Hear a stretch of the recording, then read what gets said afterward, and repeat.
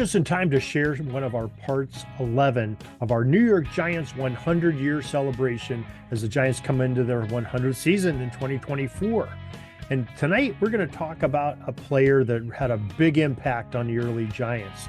It was in an era where many players had played multiple sports. Prior to the 1920s, you had players like Christy Mathewson and Jack Hayden, and even Rube Waddell playing both baseball and football and having some success at both sports. Our modern era, heck, we saw Bo Jackson and Deion Sanders have some great times on both sports and both playing fields of tremendous athletes on the right. But our subject tonight did more than what those gentlemen we just mentioned ever did. He's the only one to have a certain record. His name is Hinkey Haines of the New York Giants, and we're going to come up with his story in just a moment. This is the Pigskin Daily History Dispatch, a podcast that covers the anniversaries of American football events throughout history. Your host, Darren Hayes, is podcasting from America's North Shore to bring you the memories of the gridiron, one day at a time. Hello, my football friends. This is Darren Hayes of PigskinDispatch.com. Welcome once again to the Pig Pen, your portal of positive football history, and New York Giants 100, and an early name that's still remembered by many is Hinkey Haines. He was different from your typical athlete. He carved a unique path in the early 20th century, excelling in football and baseball at the highest levels. This study and this video are going to explore his journey across two sports, highlighting his achievements and the impact on the gridiron and on the diamond. There's only one athlete on a team that won the World Series and an NFL championship. The legendary Hinkey Haines, that is that talented athlete who contributed significantly to both pro sports titles and had some scoring along the way in both of them, as we'll find out here. He started off life as Henry Luther Haines. He got the name Hinkey later on. He was born in Red Lion, Pennsylvania on December 23rd, 1898, the oldest of five children of Harry and Cora Ness Haines. Hinkey's father, Harry, was a successful businessman in Red Lion, which is in York County, near York, Pennsylvania, and he started his career in a thriving local cigar industry, working his way up from a factory helper to a salesman, eventually owning the factory. Harry's civic involvement was just as impressive. He served as Red Lion's chief burgess, or mayor, for most of the 1920s, and later went on to represent Pennsylvania in the U.S. Congressional service for 5 terms from 1931 to 1939, and again from 1941 to 1943. A big question is how he earned the moniker his son, Henry, to become Hinkey. Well, Hinkey came as a result of a very silly boyhood creation by some of his boarding school buddies when he was away at school. Young Henry displayed athletic prowess from a young age. He started in football and baseball at Red Lion High School, showcasing his versatility and talent. He then continued his athletic pursuits at Lebanon Valley College, where he significantly contributed to the development of the football program. However, his college career was interrupted by World War I in 1918, during which time he served his country in military service. After serving in World War I, he enrolled at Penn State University in 1919. He earned his varsity letters in baseball, football, and basketball, and the Nittany Lions could find outstanding rushers even a century ago. They unleashed Harry Robb, Pete Way, Glenn Killinger, Joe Leitner, and light horse Harry Wilson, and Hinkey Haines. In just 3 seasons, all these rushers played for the Nittany Lions. The Killinger and Way made Walter Camp's All-American teams, and various qualified selectors all prominently recognized the other backs from Penn State. They all had legendary plays long remembered by the State College faithful, but by far the most spectacular was by Hinkey Haines.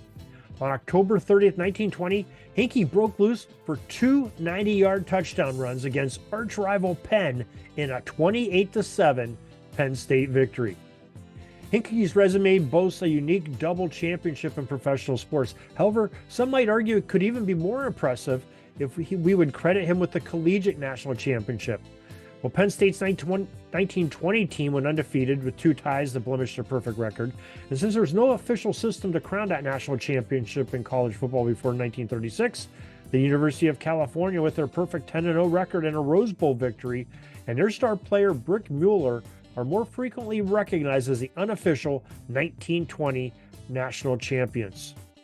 Despite all that, Hinkey was considered an even more promising baseball prospect, being recognized as a two-time college All-American on the diamond. Hinkey was a gifted baseball player in his youth, and the concentration on hardball was more prevalent in his early years. However, Haines' talents were more impressive on the gridiron. While football was his primary focus, carved out after a successful career in the minor league teams like the Harrisburg Senators and Newark Bears in baseball after the war, he consistently displayed impressive batting averages and showcased his well-rounded skills, including a strong defense and base-stealing prowess with that exceptional speed he had. Eventually, he reached the major leagues briefly his time in the sun as a minor league accomplishment solidified his reputation as a multi-sport athlete of exceptional ability. In 1923, Haines was on the New York Yankees roster alongside Babe Ruth, Wally Pippen, Waite Hoyt, Bob Musial, and another rookie named Lou Gehrig. Hinkey played in 28 games that season, mainly as a pinch hitter for the Yanks, and his Major League Baseball career stands officially at 4 hits on 25 at-bats for a .276 on-base percentage, .160 batting average, 3 RBIs, and 3 stolen bases. The Yankees faced the crosstown New York baseball giants in the 1923 World Series in Game 2, and Haines scored a run in his one at-bat to help the Yanks to a 4-2 victory and even the series early on. And the Bronx Nine took the World Series later on with a 4-2 win over their rivals in New York City. It's kind of ironic that he won a World Series against a team called the New York Giants, because after baseball, he took off again on the Eastern PA Gridiron. In late 1921, Haines played at least 6 games that's noted for the Philadelphia Quakers, scoring 2 touchdowns against the visiting Canton Bulldogs in a December exhibition. In 1923, he helped the Frankfurt Yellow Jackets win several games, and in 1924, he played regularly with Shenandoah of the Anthracite League. Now, that brand of football on that side of the Keystone State during this era is considered to be far superior to the NFL play of the same time. This competition was a brilliant training ground for Hinkey, as his speed and agility in the open field were lethal against opponents. When Tim Mara and Harry March assembled a roster of players to compete in the Giants' inaugural season in 1925, Hinkey caught their eye, and he was signed on quickly, and he established himself as their star halfback. In the early season, it was a bit rough for the Giants in that first team, but in November 1st, the Giants won their first NFL game, a 19-0 victory over the Cleveland NFL squad. Haines scored twice, once on a rare pass receiving play, and they only lost 2 more that whole year, both the Chicago Bears and their new toy, Red Grange. One of the victories was due to intelligent football played by Hinkey. New York's win over the Providence Steamroller was largely due to Haines deliberately taking a safety and setting up a free kick to preserve a Giants receiver. But even in this era, Haines excelled at receiving touchdowns and was a dangerous threat on punt and kickoff returns. In 1926, it was a breakout year for Haines. He led the Giants in several critical victories and the impressive passing and rushing performances. And despite his efforts, the Giants fell short of the championship due to a rough start at the beginning of the season. He passed for the winning touchdown in one game and was responsible for 3 touchdowns in another versus Providence. Later in that season, against the Duluth Eskimos, Ernie Nevers, their star player, had 2 touchdowns against the Giants, but they were canceled out and overshadowed when Haines went on a 30-yard dash for the end zone, which gave New York the game. Against the Chicago Cardinals that year, he scampered 75 yards out, running defenders in a race to the goal line, and later 40 yards that went along with having that best record. The season of 1927 was the year everything came together, with the climax being a critical November game against the Chicago Bears. It was a scoreless tie at intermission, and the Bears were pressing and had all the momentum. Coach Steve Owen described it as this, quote, "Haines called one of the most brilliant plays I've ever seen to win for us. He stage managed it perfectly. The Bears had plotted downfield to our 1-yard line.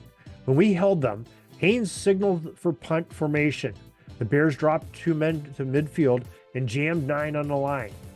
We called the signals in open those days, and Haines yelled to Mule Wilson, our punter, to be careful not to step beyond the end line for a safety. He asked that a towel be brought out to wipe the ball because there was a patch of mud here and there on the field. Now, Haines completely fooled the Bears. When the ball was snapped, he dropped back a few yards to receive it. He threw it over the line to Chuck Corrigan, who was playing end, who used to play second base for the Dodgers, and Chuck went to the Bears' 40-yard line on the play. In the second half, the Giants scored twice to earn and eke out a 13-7 victory against those Bears. And a week later, Hinkey ran 80 yards for a touchdown to lead a wrap-up win over Red Grange and his Yankee team, giving New York a lock on the best record in the league and to win the NFL championship. His elusiveness and playmaking ability made him a fan favorite and played a vital role in that Giants season of 1927 in that NFL title. His football skills caught the attention of the New York Giants, and they were, enamored by what he could do, and he was that star halfback that they had been looking for.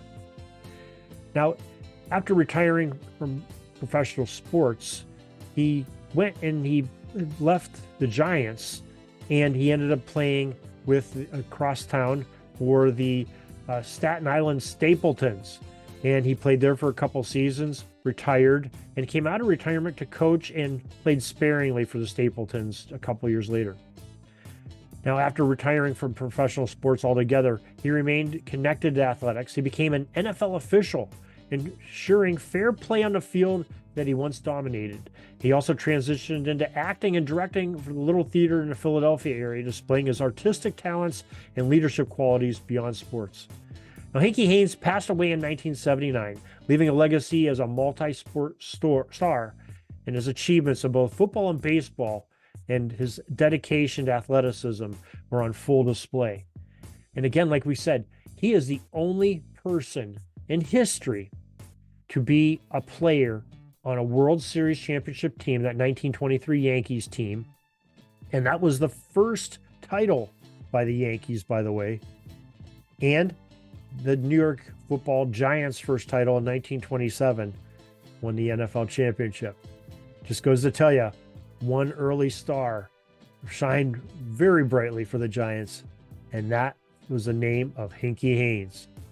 There you have his legend. There's the history. We thank you for joining us. We hope you join us for more football history as we cover it almost daily here at Pigskin Dispatch on our podcasts and YouTubes, but we have writing coming out every single day on pigskindispatch.com.